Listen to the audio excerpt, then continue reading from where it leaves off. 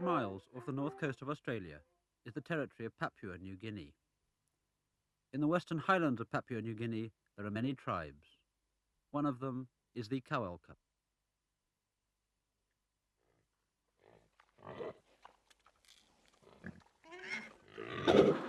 The most prominent leader or big man of the Kawelka tribe is Onka.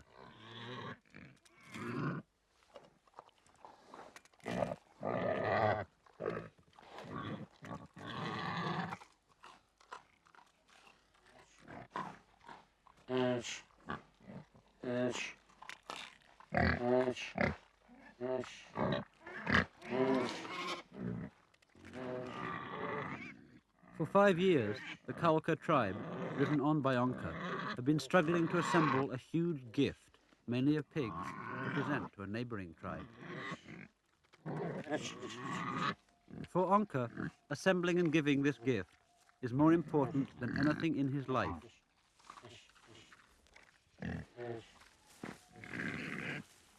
This film is about why Onka so wanted to do it, and about his efforts to bring it off.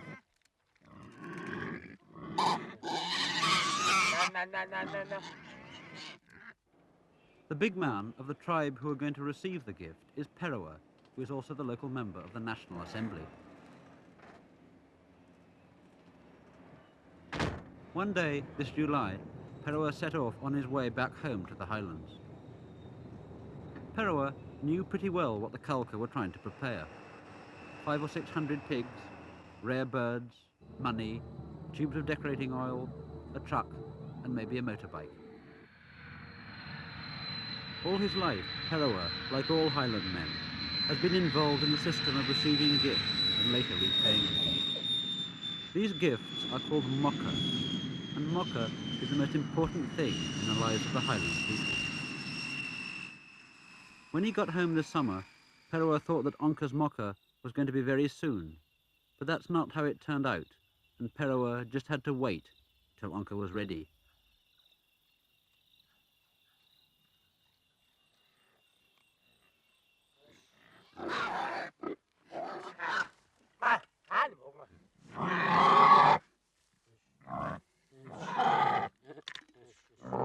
Early this summer, after years of scheming and manipulating, planning and persuading, Onka began to feel that he might finally be able to bring off his big Moka, and that it could be the biggest Moka ever given.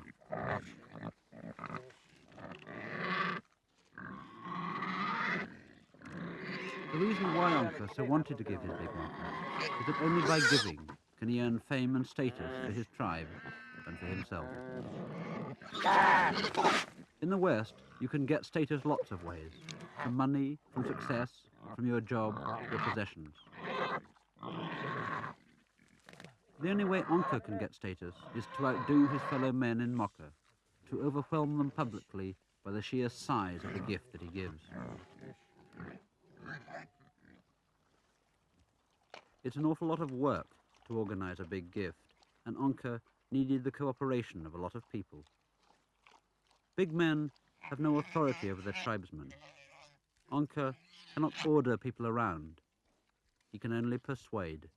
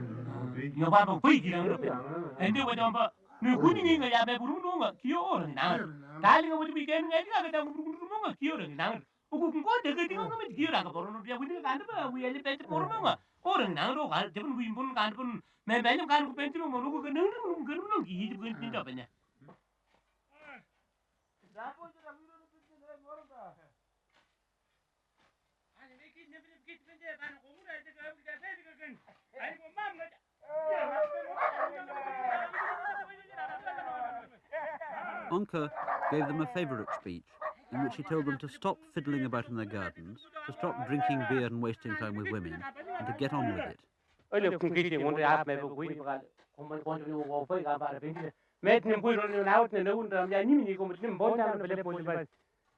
What you are supposed to be doing, he said, is getting pigs ready for the Moka, not sitting around eating them.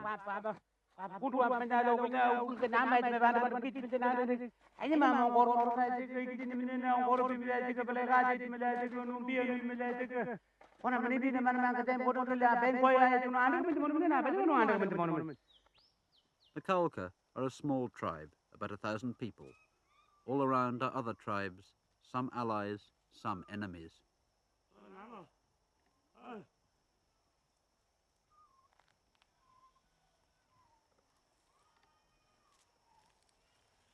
There are no villages, just scattered settlements, around which Onka plodded, bringing news, checking on progress, and trying to set a date for the big Moka.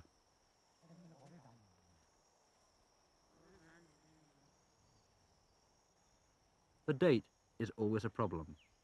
Big men compete for the status of fixing the date, and a lot of conspiring goes on.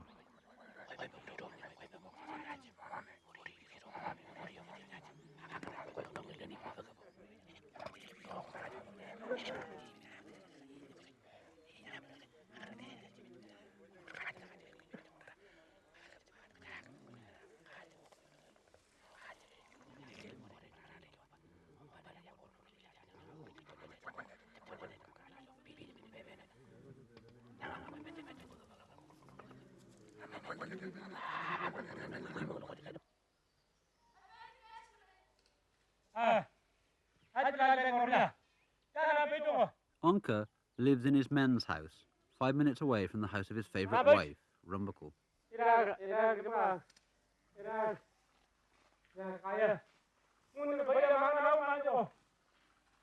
Onka has 4 wives and 9 children, but he talks rather wearily about trying to manage more than one wife, and only Rumbakul now looks after pigs for him.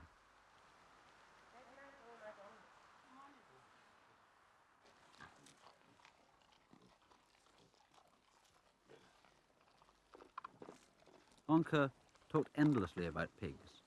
He said that pigs are the only worthwhile thing. But if money looks after white people, pigs look after them. You have to have pigs for whatever you want to do.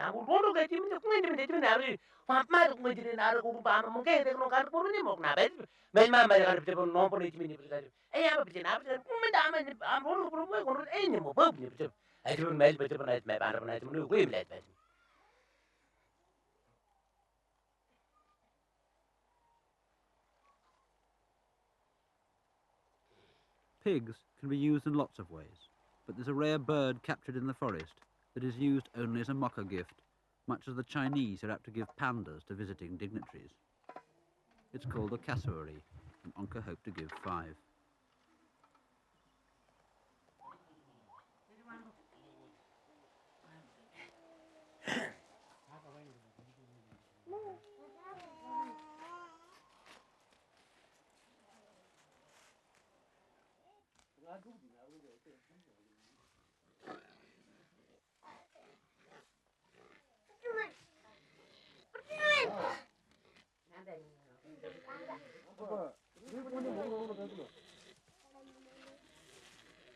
Rumbakal lives with her daughters in her women's house.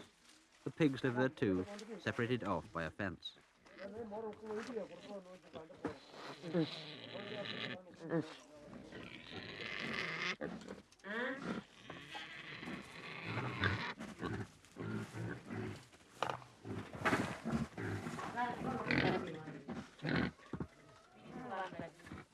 The basic food of both pigs and people is sweet potatoes.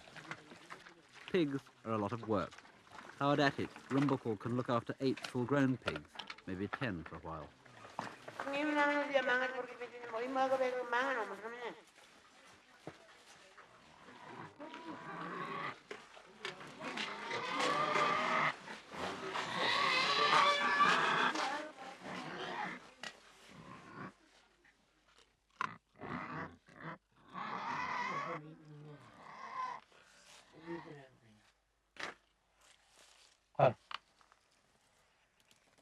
Sometimes Onka went back to his men's house.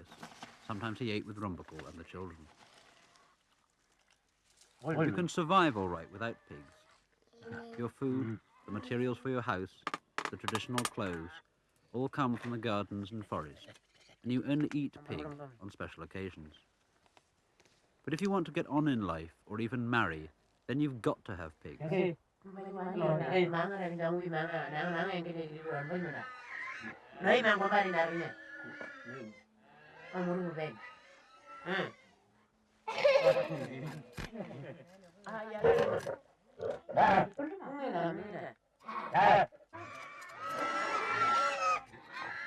Because it's not possible to look after more than a few pigs, you cannot accumulate, you can't hoard them.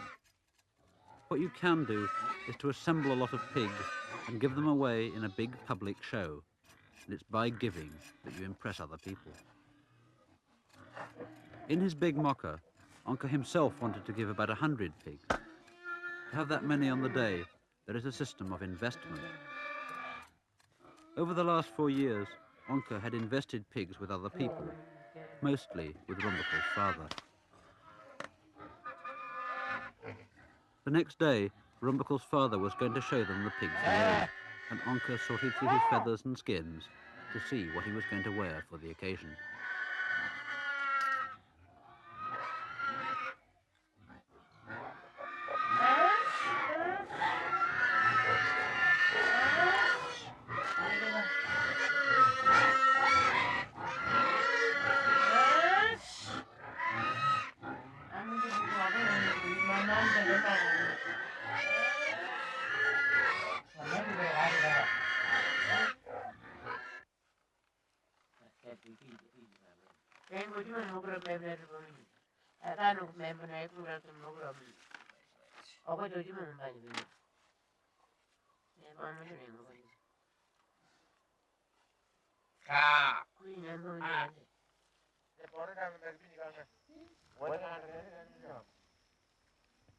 The next day, Onka's father-in-law, Ndamba, had some pigs staked out for him to see, returns on the investment Onka had made with him.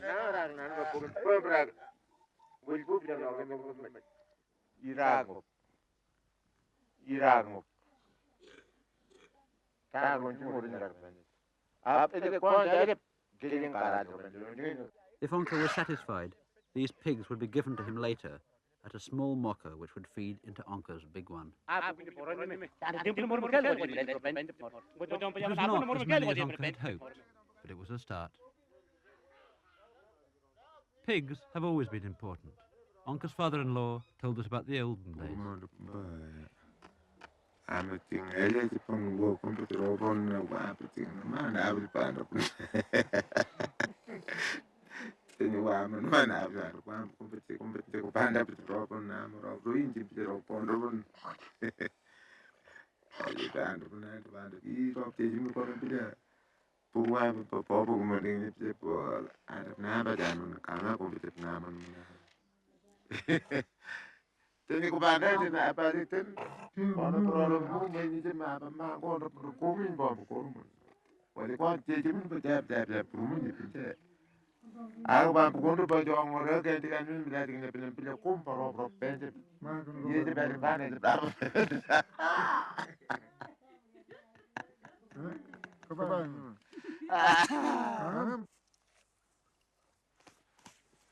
Although Onka had now been promised pigs by his father-in-law and by other men that he'd invested with, the small Moka ceremonies at which he would actually receive the pigs still had to happen, and Onka started to dress up for the first of these.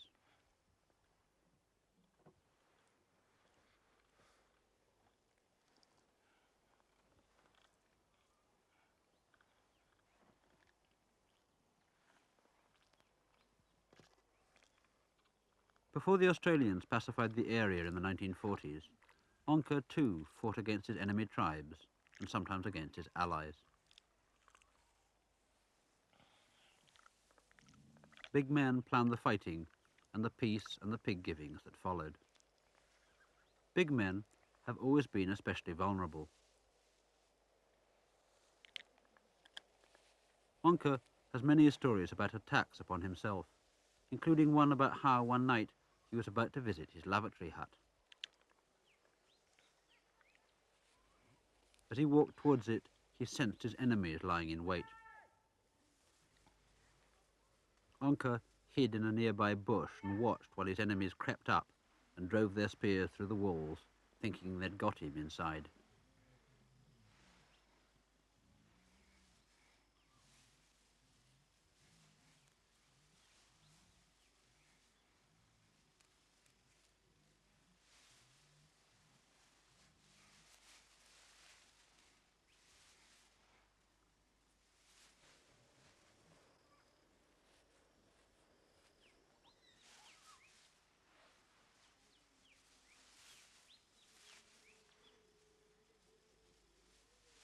Onka, dressed in his feathers, set off for the first small moka that would feed pigs into the system.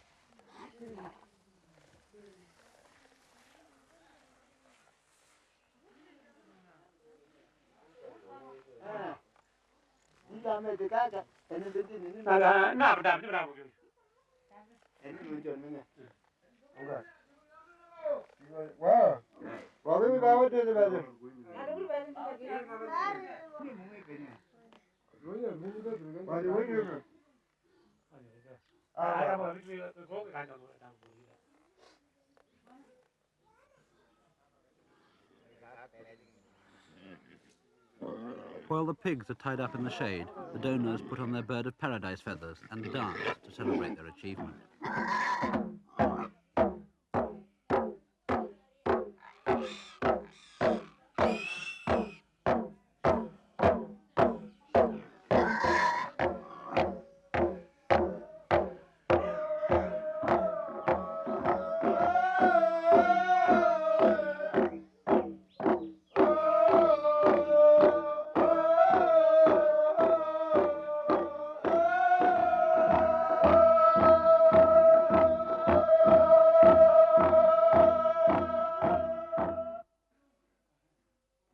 Who gets what is all worked out beforehand, but the pigs are inspected and counted again, usually by Onka.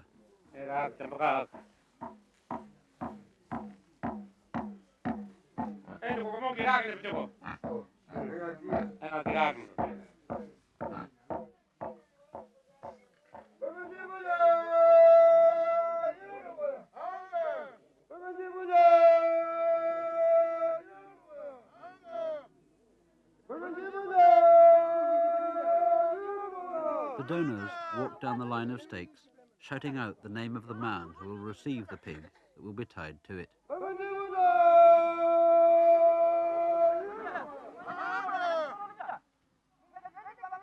The correct pig is then brought on and tied to its allotted stake. Disputes about who gets what should, at least in theory, have been worked out before.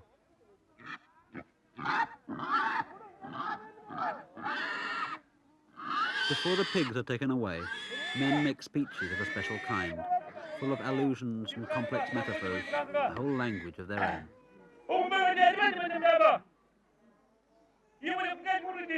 Speech making is Onka's great skill.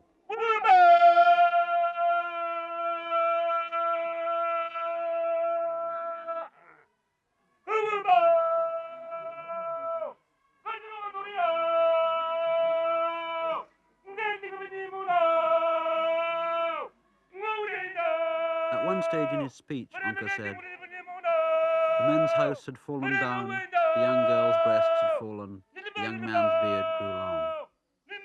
But now that you've given these pigs, I shall marry the young girl, find a wife for the young man, and I shall build the men's house again."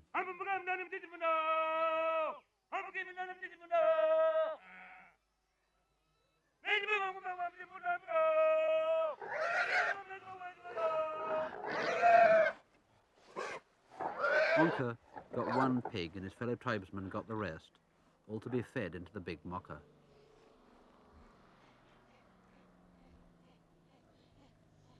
Onka has a surprising quantity of money, 1,800 Australian dollars, sitting in the Mount Hagen savings bank at 3.75% interest. But, highly conscious of the value of money, he refused to pay to put his pig on a truck and walked it the 12 miles home.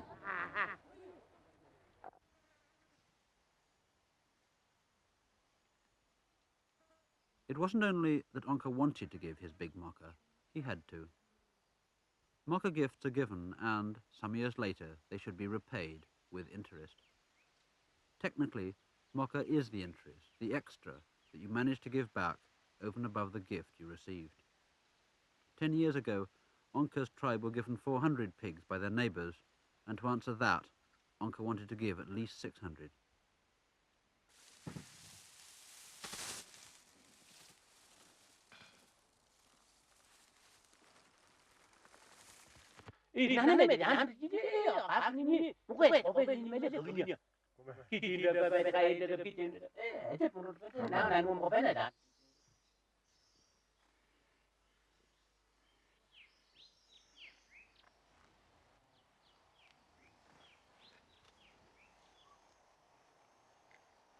I'm making for work again.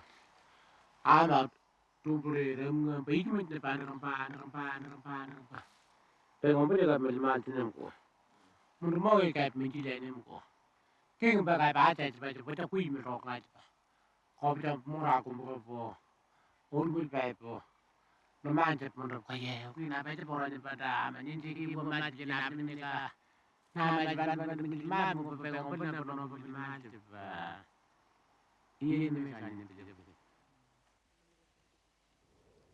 To organise 600 pigs, Onka had to do two things. He had to gather in his own investments and push his tribesmen into gathering in theirs. With no authority over them, he can only push, and if he pushes too hard, they won't cooperate anymore. There was one place where he had constant problems.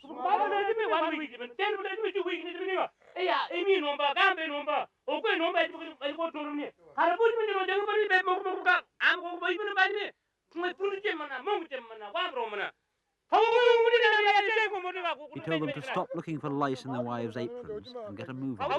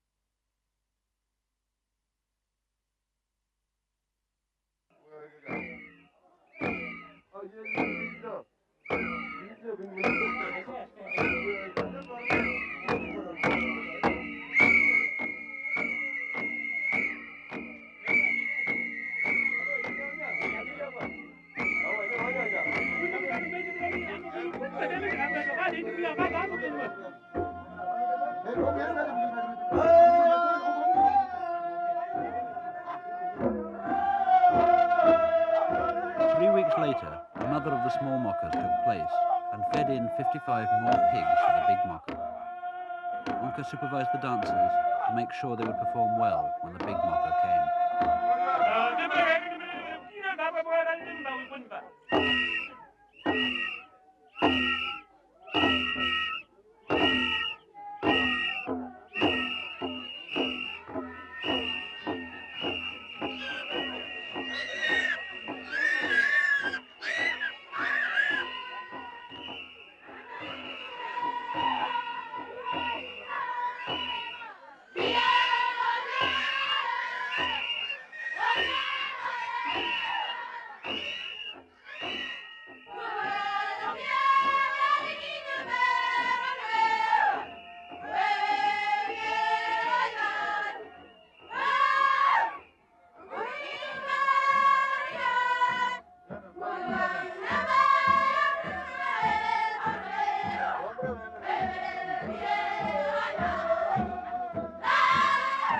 At the small Moka, there was money as well as pigs. Money, Australian dollars, comes almost entirely from coffee, which they grow and sell to the coffee companies in Mount Hagen.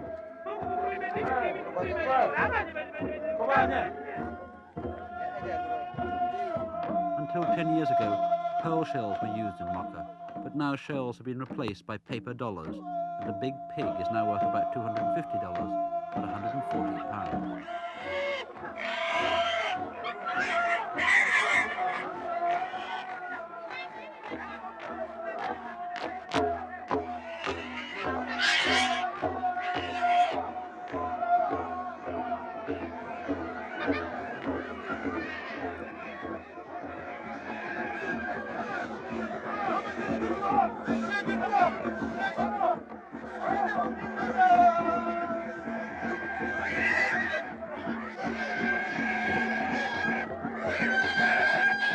This time, there was a ritual war chant in which extra pigs were brought on as a surprise to get extra prestige.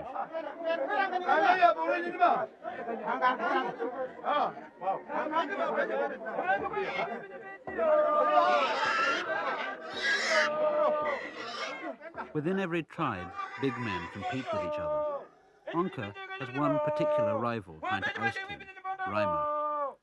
Rima has few of Onka's abilities, but he always told us that he, not Onka, would be the one to fix the date of the big Moka.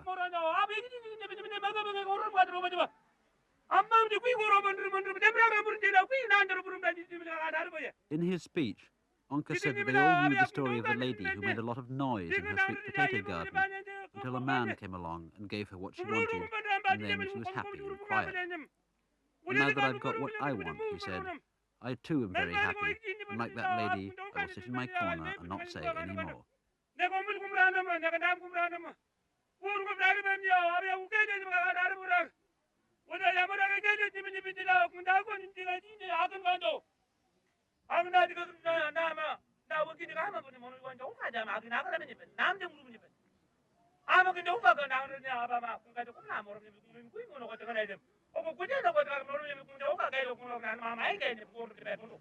Thank you very much. I'm very happy.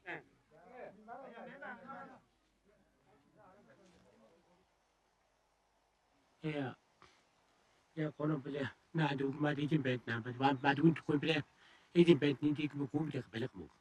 Margaret, what I got there. Who can imagine what it is? She nights to me. Can I buy the Botanic what I want to night? Market eating, could I got your ring, who never mamma take a little bit.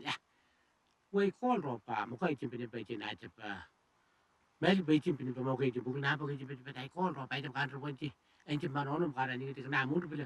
Get it, people will be united with the Pomet and Blue Road, and go mad and move to Halval Moka. I might call it, but wait, united them and John of taking the bed one and I got one of the need. Knocking is people. People landed, people could be money with that. Never way you're going to 110 out of the can't do man, old they did miss them that need, but me did mammal.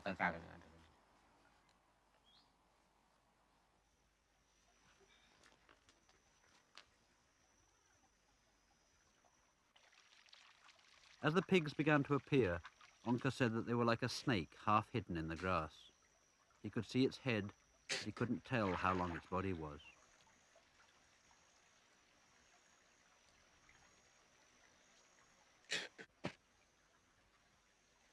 Onka went off to the Jimmy Valley 2 days' walk away to get new feathers for his headdress and to chase up a 40-pig investment.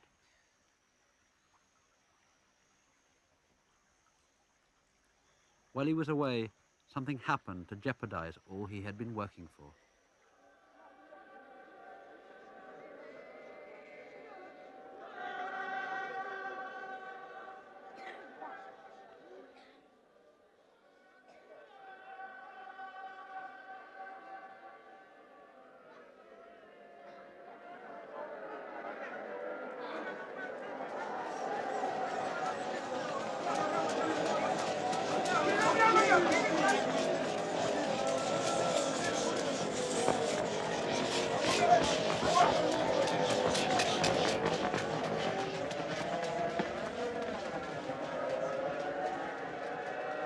In Onka's enemy tribe, a big man died suddenly.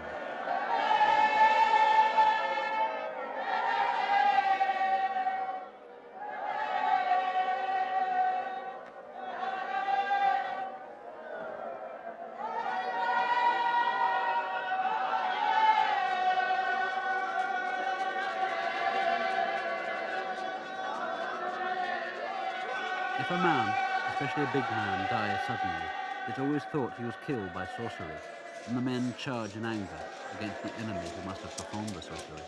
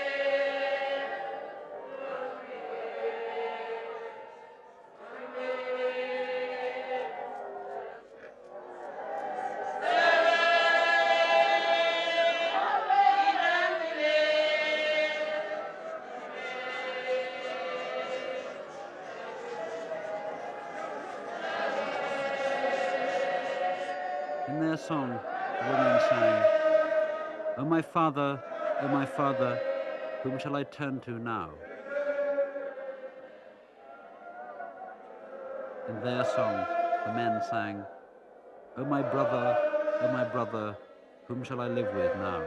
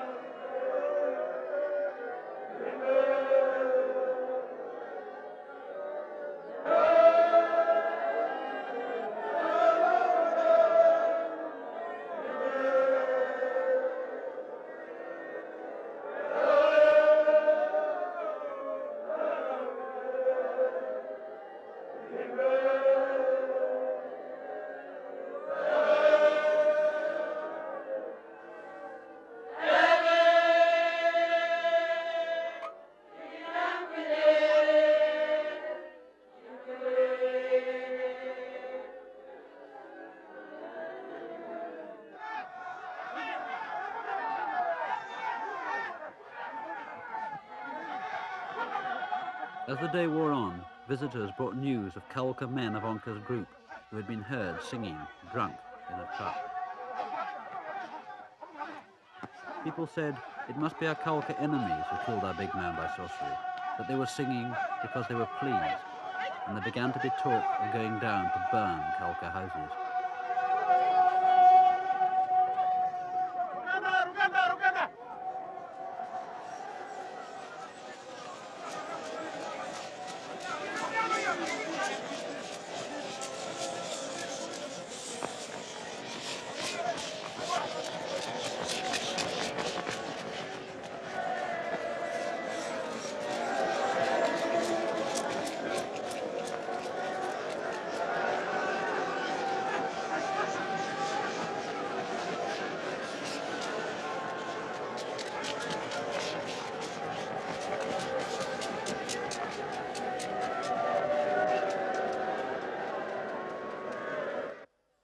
When Onka got home with his feathers, he heard that his group were being accused of the sorcery.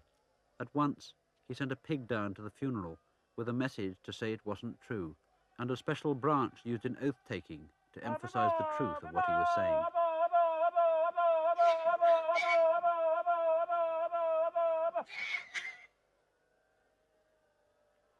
He wanted to go down to the funeral himself to tell them that it wasn't true, but he didn't dare go.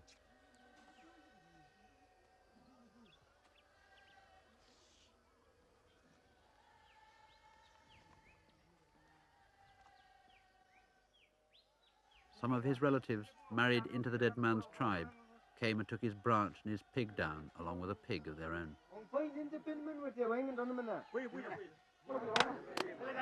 Onka's pig was accepted and cooked, along with others, at a distribution of pork to mark the end of the first period of mourning. But it only smoothed over the accusation.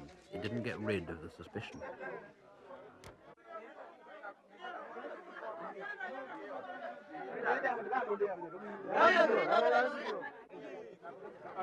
This sort of payment can become the basis of a Moka, and the Moka sequence in which Onka is involved began in this sort of way, as a payment of pigs for deaths in tribal fighting. Later, more pigs were returned, and the to and fro exchanges of a Moka began.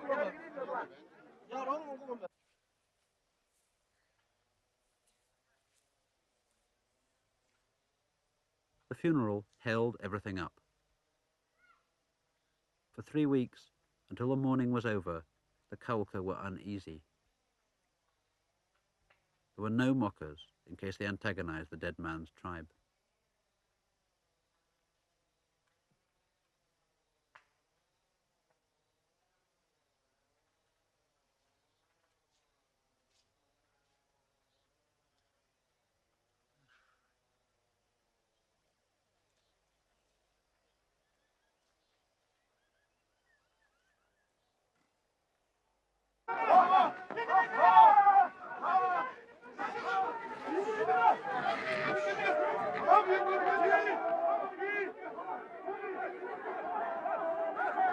Eventually, the next small Moka did happen, and Onka was given the pigs promised by his father-in-law. But they didn't decorate or dance out of respect for the dead man.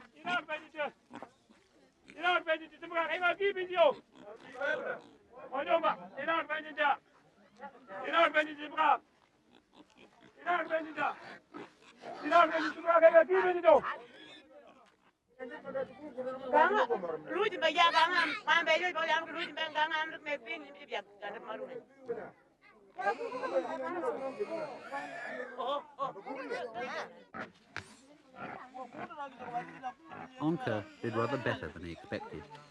80 pigs were given, and Onka got half of them.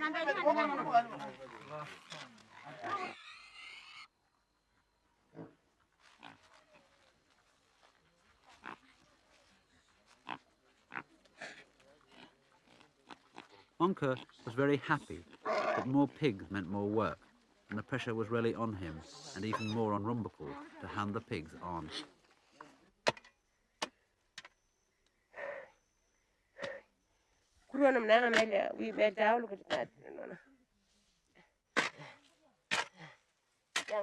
Rumbakul had no sweet potatoes left. They had to find them wherever they could.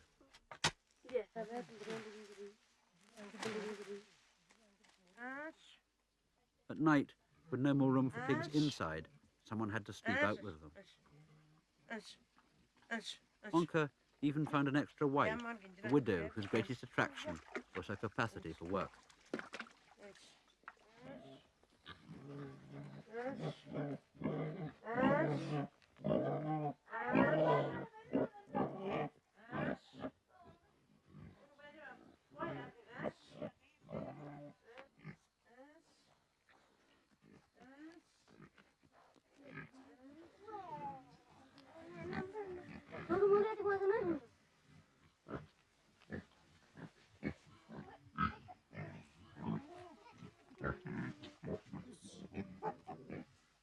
Before the big Moka could happen, there were still 3 small Mokas to go.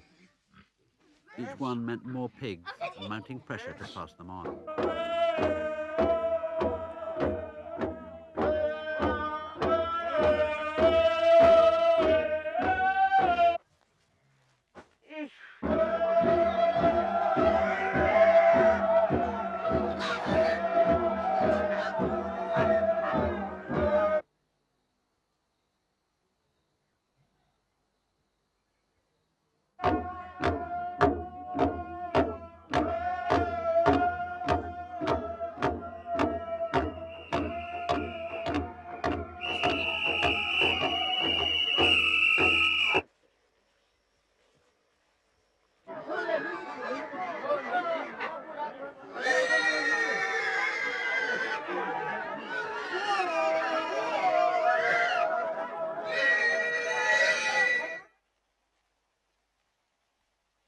As the big Moka got closer, the pressure on Rumbakal got worse.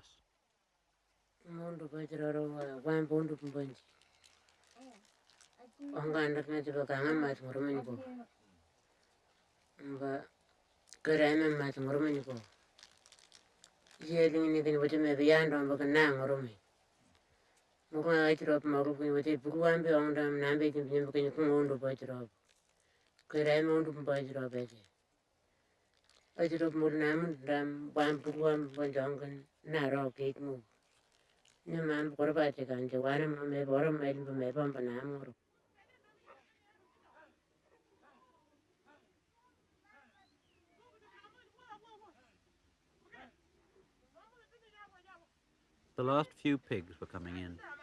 Onka began to talk about going down to buy cows as an extra surprise. The big Moka was very close.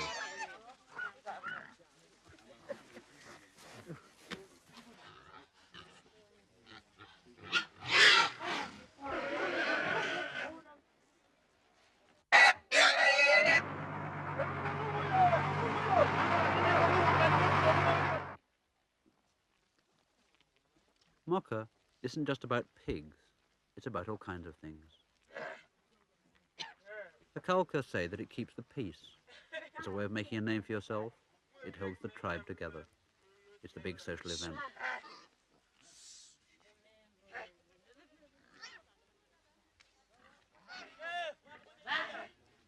On a more general level, Moka is a system, a framework. All over the world, people operate within some kind of framework, and Moka is one of them.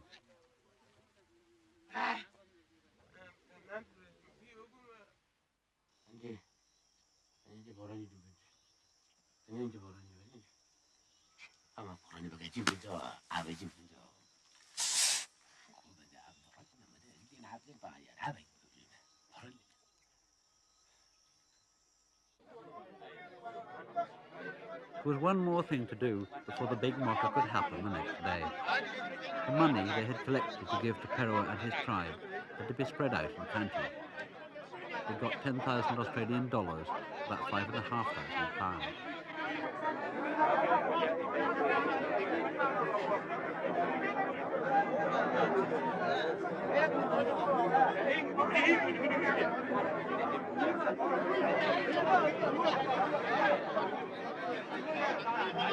Each bundle is $200 and is destined for a particular group. 5, 6, 7, 8, 9, 10, 2,000. 1, 2, 3. Pero, the member of the assembly, often says it's time they gave up Moka, but he sat watching the piles of money mounting up. When we asked Onka what he'd do if Pero didn't one day return the Moka, Onka said he'd take him behind a bush and slit his throat, but even if he did lose his investment, he could never lose the glory of having given it. Then it happened. Suddenly, Onka's rival, Rima, did what he always said he'd do and upset the timing of the Moka. Rima put a whisper through the crowd that it was his group who had killed the big man by sorcery. It's not the kind of thing you admit to in public, but it had the effect he wanted. It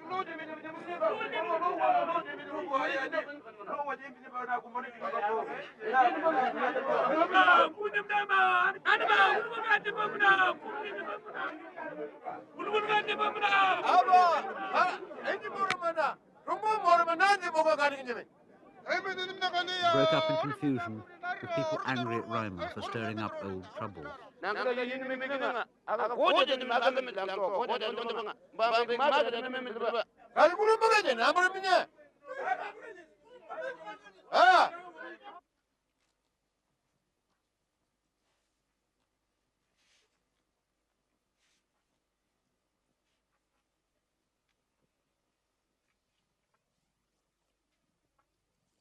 That night, Onka was still saying the big Moka would happen the next day.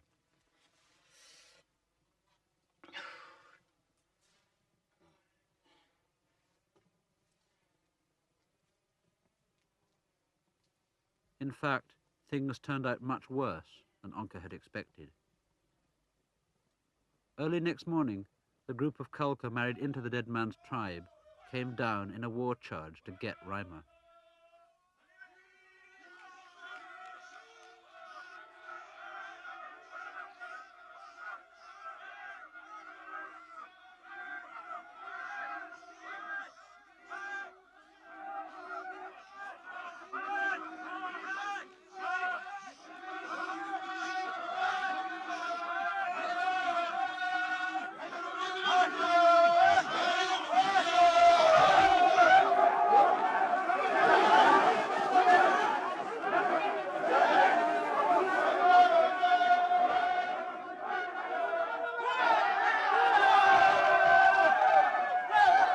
On their way, they came past Onka. To try and stop them, Onka sat down in the road.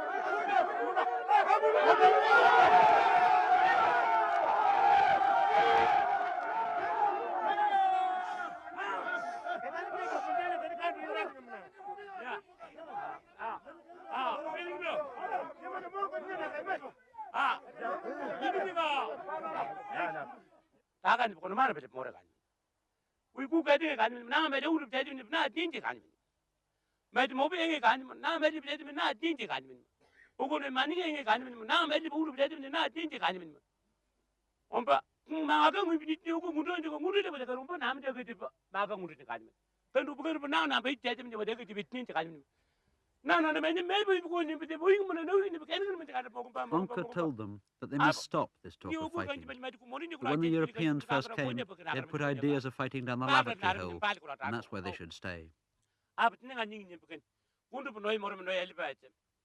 He told them it was just a hitch, that they would finish the big Moka together. Onka, with no power to stop them, did his best to persuade them. Some listened, some set off for Rima.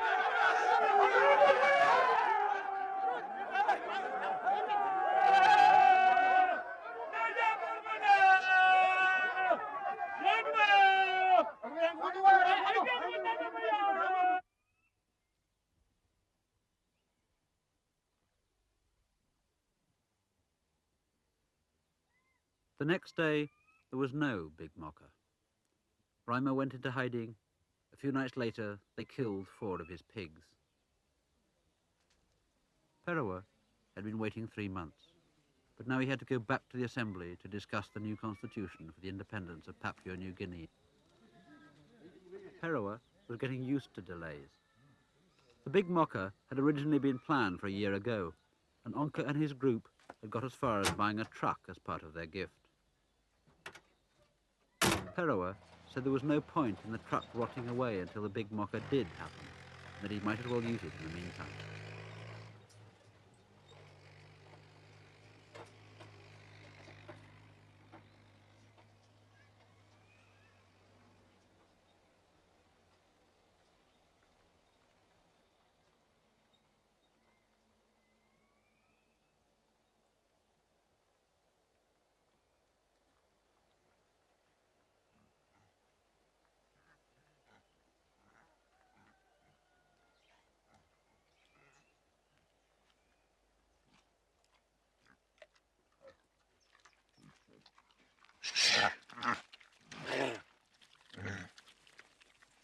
Sometime after we too had left, Onka's big Moka finally did happen.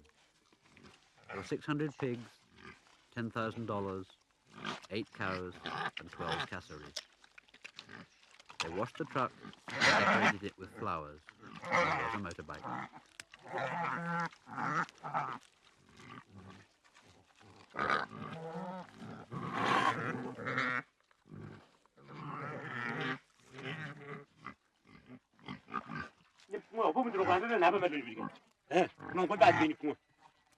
At the end of his Moka speech, Onka said, "Now that I have given you all these things, I have won.